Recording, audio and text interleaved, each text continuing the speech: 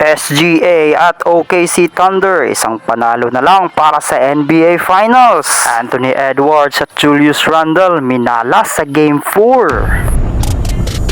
SGA nagpaulan ng puntos para sa kanyang kupunan. Umiscore nga ito ng playoff career high 40 points. Muntik na nga itong magtala ng triple-double dahil kumuha ito ng 10 rebounds at 9 assists. Tila wala din itong pakialam sa sinasabi ng iba na siya ay free throw merchant dahil tumira lang naman ito ng 14 na free throws at 12 doon ay pumasok. Nakatuwang naman niya sa pagbubuhat sa kanilang kupunan si J-Dub na umiscore ng 35 points. At ang kanilang big man naman na si Chet Holmgren ay nagtala ng 21 points, 7 rebounds at 3 blocks. Nanguna naman para sa Minnesota Timberwolves ang pinsan ni SGA na si Nickeil Alexander-Walker na nagtala ng 23 puntos at si Jaden McDaniels naman ay umiscore ng 22 points. Samantala si Anthony Edwards naman ay nagtala ng 16 points ngunit minalas ito sa 3-point area dahil tumira ito ng 7, isa lamang ang pumasok. Wala din masyadong naiambag ang kanyang co-star player na si Julius Randle dahil nagtala lang ito ng 5 puntos.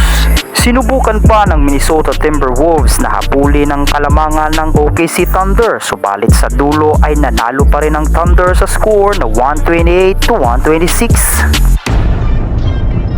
3-1 na ang serye ng Western Conference Finals, lamang ang OKC Thunder. Isang panalo na lang para sa OKC at pasok na sila sa NBA Championship. McDaniels on the drive to spin the layup, blocked by Holmgren.